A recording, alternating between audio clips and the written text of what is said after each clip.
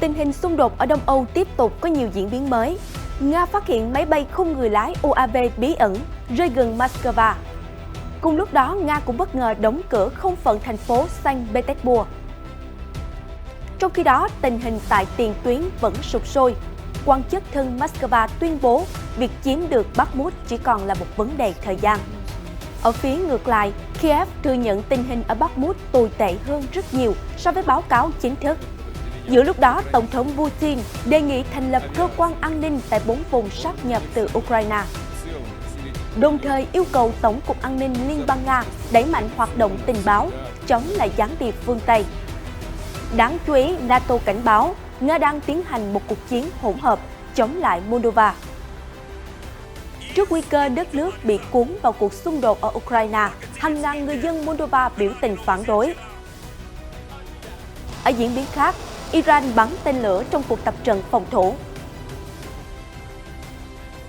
Nhật Bản thông qua ngân sách năm 2023 với giá trị cao kỷ lục. Tất cả sẽ được gửi đến quý vị ngay sau đây.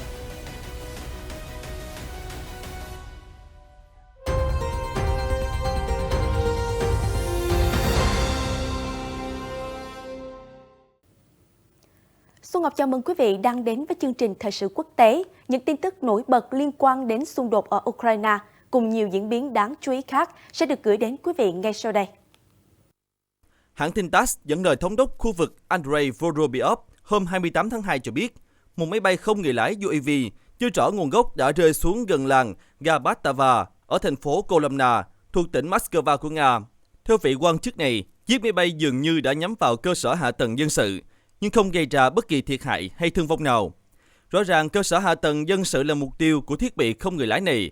Tổng cục An ninh Liên bang FSB và các cơ quan chức năng khác đang tiến hành điều tra vụ việc, ông Vorobyov viết trên kênh Telegram.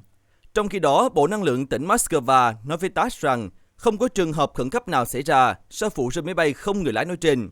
Thiết bị đã rơi gần cơ sở của tập đoàn Gazprom nhưng không ảnh hưởng gì đến hoạt động của trạm, cơ quan báo chí cho biết.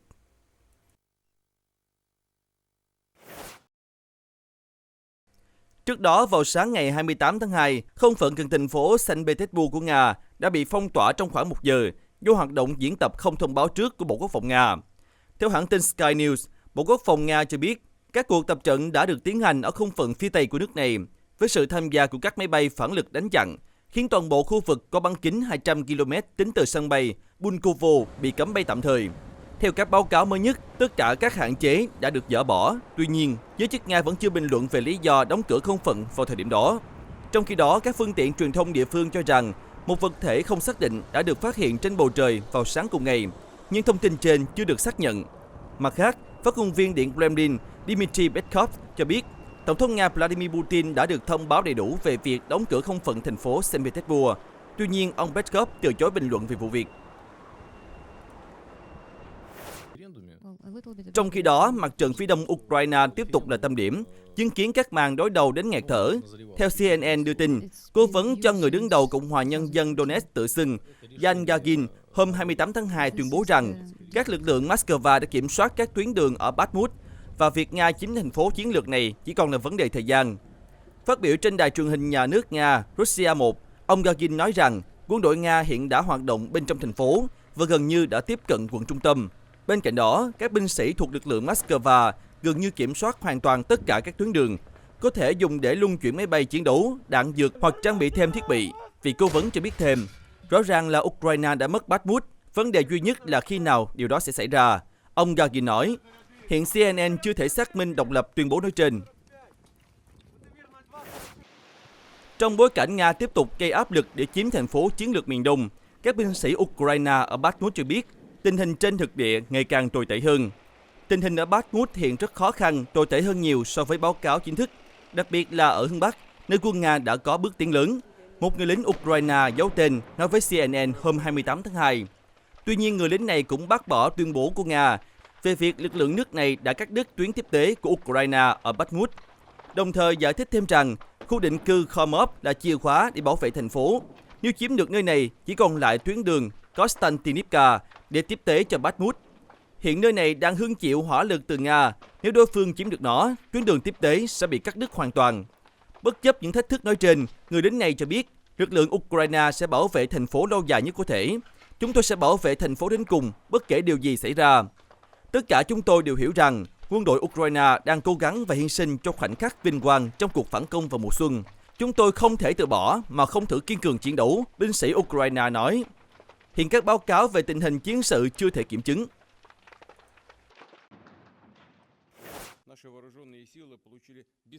Cùng lúc đó, đài CNN dẫn lời Tổng thống Vladimir Putin hôm 28 tháng 2 cho rằng điều quan trọng đối với Nga là thiết lập và củng cố an ninh tại các khu vực mà ông đã tuyên bố sáp nhập từ Ukraine.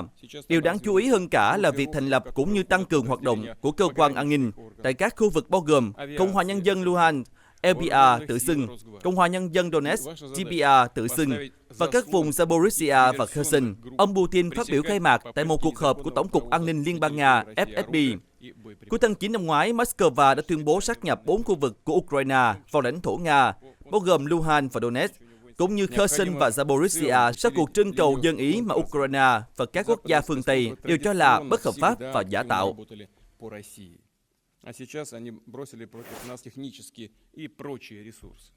Bên cạnh đó, theo Reuters, Tổng thống Vladimir Putin hôm 28 tháng 2 còn yêu cầu Tổng cục An ninh Liên bang Nga FSB đẩy mạnh hoạt động nhằm ngăn chặn cái mà ông cho là các hoạt động gián điệp và các nhóm phá hoại chống Nga đang ngày càng gia tăng.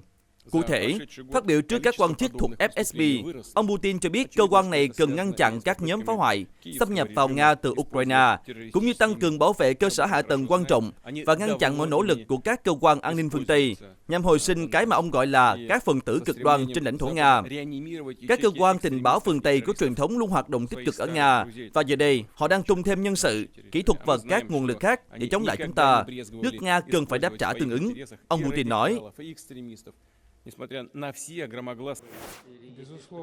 Mặt khác, phát ngôn viên Điện Kremlin Dmitry Peskov ngày 27 tháng 2 cho biết Nga sẽ không quay lại hiệp ước cắt giảm vũ khí chiến lược New START nếu như Washington tiếp tục từ chối lắng nghe quan điểm của Moscow. Vào tuần trước, Tổng thống Vladimir Putin đã cảnh báo phương Tây về việc hậu thuẫn Ukraine và thông báo Nga đình chỉ tham gia New START, hiệp ước kiểm soát vũ khí hạt nhân cuối cùng giữa Nga và Mỹ. Moscow cáo buộc phương Tây đã trực tiếp tham gia vào nỗ lực của Ukraine để tấn công căn cứ không quân chiến lược trong lãnh thổ Nga. Trong cuộc phỏng vấn với nhật báo Izvestia mới đây, ông Peskov nhấn mạnh rằng thái độ của tập thể phương Tây do Mỹ dẫn đầu cần phải thay đổi khi đối thoại với Moscow. An ninh của một quốc gia không thể được đảm bảo thông qua đánh đổi an ninh của một quốc gia khác, ông Peskov nói thêm. Ông cũng chỉ trích việc NATO bơm vũ khí cho Ukraine đã thể hiện khối này không chỉ là đối thủ cạnh tranh với Nga, mà thực sự đã trở thành kẻ thù. New START là hiệp ước có tính ràng buộc pháp lý duy nhất còn lại về kiểm soát vũ khí hạt nhân giữa Nga và Mỹ. Hiệp ước được ký kết năm 2010 nhằm hạn chế kho vũ khí của hai nước ở mức tối đa là 1.550 đầu đạn hạt nhân. Tháng 1 năm 2021, Tổng thống Putin đã nhất trí gia hạn hiệp ước này thêm 5 năm tới năm 2026. Mỗi năm Moscow và Washington được thực hiện tối đa 20 lần thanh sát lẫn nhau trong khuôn khổ New START. Trước đó, Mỹ cũng đã rút khỏi một loạt thỏa thuận kiểm soát vũ khí ký với Nga, trong đó có Hiệp ước các lực lượng hạt nhân tầm trung INF và Hiệp ước bầu trời mở.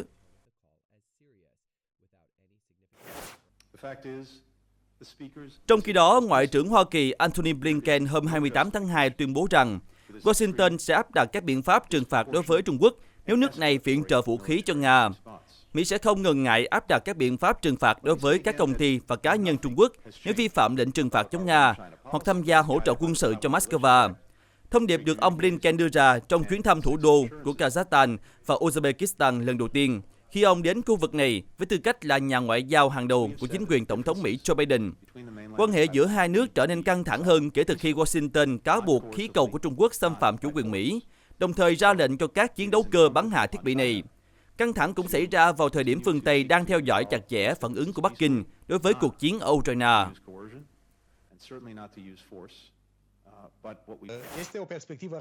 Ở diễn biến khác, hãng tin Reuters cho hay, Phó Tổng thư ký NATO vừa lên tiếng cáo buộc Nga tiến hành một cuộc chiến hỗn hợp chống lại Moldova nhằm ngăn cản nước láng giềng gia nhập tổ chức của các quốc gia phương Tây. Reuters trích lời phát biểu hôm 23 tháng 2 của Thứ trưởng Mirea Giuna trên kênh truyền hình Romania DG24 cho biết hiện đang có triển vọng để Moldova gia nhập NATO.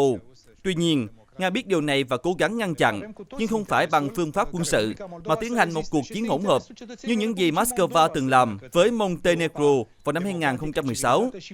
Thứ trưởng Ziona cũng cho biết không có dấu hiệu nào cho thấy lực lượng Nga có kế hoạch sử dụng vũ khí hạt nhân trên chiến trường ở Ukraine, nhưng cảnh báo việc sử dụng vũ khí hủy diệt sẽ là sự leo thang mà một khi vượt qua ranh giới sẽ gây ra hậu quả nghiêm trọng. Bình luận của Phó Tổng thư ký NATO được đưa ra sau khi Moldova lên tiếng bác bỏ cáo buộc của Moscow cho rằng Ukraine đang chuẩn bị cho kế hoạch xâm chiếm vùng Chania ly khai của Moldova. Theo Reuters, trong tuyên bố gần đây, Bộ Quốc phòng Nga cho biết các lực lượng vũ trang của Moscow sẽ đáp trả đầy đủ các hành động khiêu khích sắp xảy ra từ phía Kiev. Ukraine đang lên kế hoạch tấn công các lực lượng được cho là của Nga từ Chania. Đây sẽ là cái cớ được Ukraine sử dụng để bắt đầu xâm lược vùng lãnh thổ này.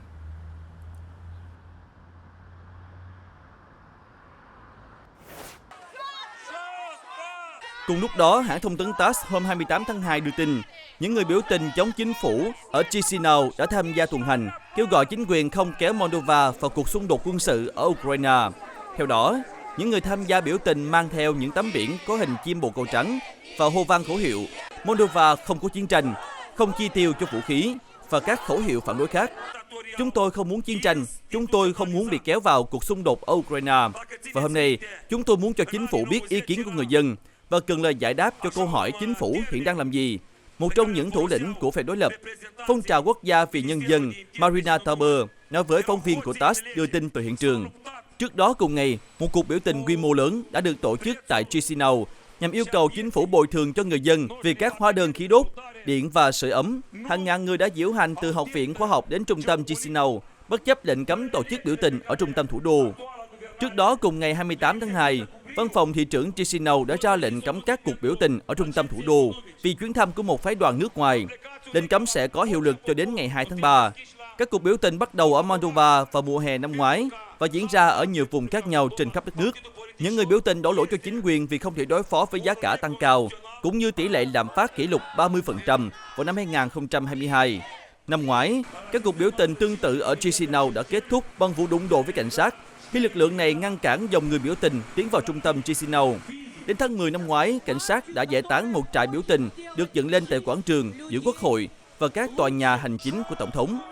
Thủ tướng Moldova Natalia Gavilita đã từ chức hồi tháng 2 năm 2023 sau 18 tháng cầm quyền đầy sóng gió, với bất ổn kinh tế và tác động từ chiến sự Ukraine.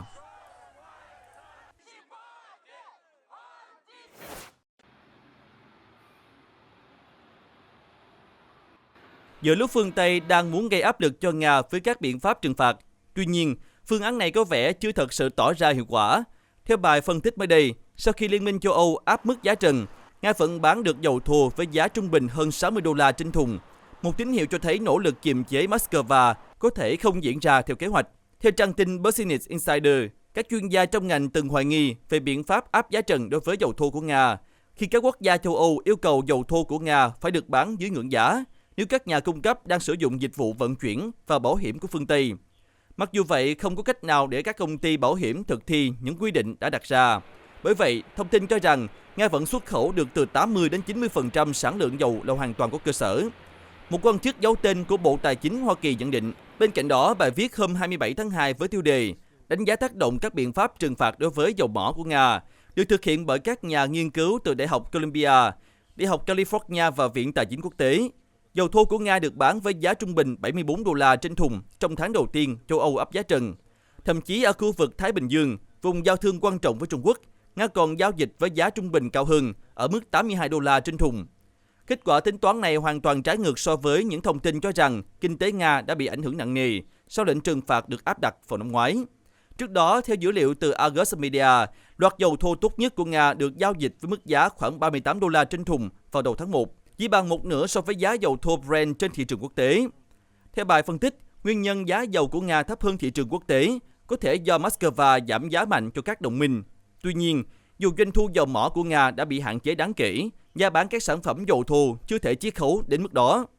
Các nhà nghiên cứu cho rằng nhu cầu tiêu thụ ngoài khu vực EU vẫn cao, trong khi các công ty của Nga không tuân thủ mức giá trần của phương Tây. Khoảng 50% lượng dầu của Nga đang được vận chuyển bằng các tàu ngầm thuộc nhóm tàu chở dầu nhằm tránh các lệnh trừng phạt. Dựa trên kết quả phân tích, các nhà nghiên cứu cho rằng chính sách trong tương lai nên tập trung vào vấn đề trừng phạt các thực thể vi phạm quy định giá trần. Bên cạnh đó, cần xem xét hạ giá trần thấp hơn nữa. Về phía Moscow, Tổng thống Putin cho rằng việc áp giá trần của phương Tây là hành động kém suy nghĩ. Ông Putin tuyên bố nền kinh tế sẽ phục hồi và Nga sẽ tăng cường hợp tác với các đồng minh để bù đắp cho doanh thu thiếu hụt trong lĩnh vực dầu mỏ. Theo đó, trong năm nay, Nga sẽ tăng cường giao dịch với Trung Quốc để đạt mục tiêu kim ngạch thương mại 200 tỷ đô la.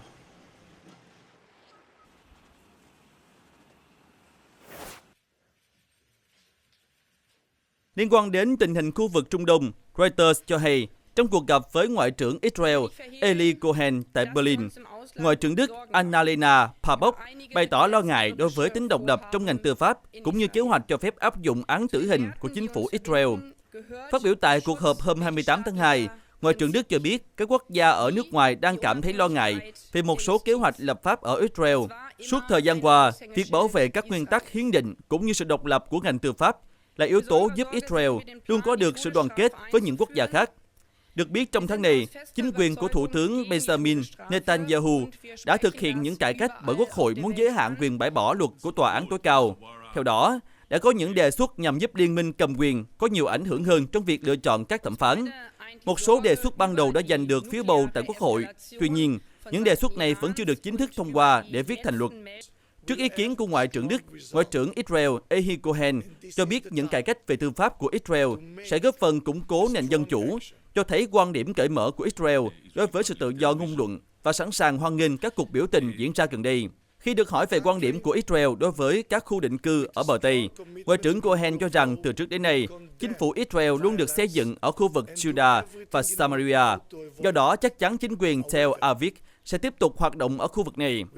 Trong khi đó, Đức xem việc xây dựng các khu định cư ở bờ Tây là không phù hợp với luật pháp quốc tế. Ngoại trưởng Baerbock cho rằng việc mở rộng các khu định cư sẽ là trở ngại lớn cho vấn đề hòa bình và an ninh trong khu vực. Mặc dù vậy, Đức và Israel đều bày tỏ lo ngại trước các tín hiệu leo thang hạt nhân từ phía Iran. Ngoại trưởng Baerbock khẳng định Iran không được phép sở hữu bom hạt nhân.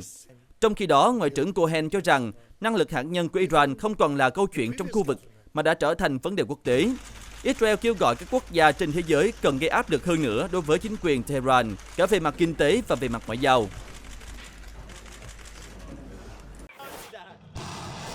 Về phía Tehran, truyền thông nhà nước Iran vừa công bố một đoạn phim cho thấy quân đội nước này vừa thực hiện một cuộc tập trận phòng thủ bằng tên lửa hôm 28 tháng 2.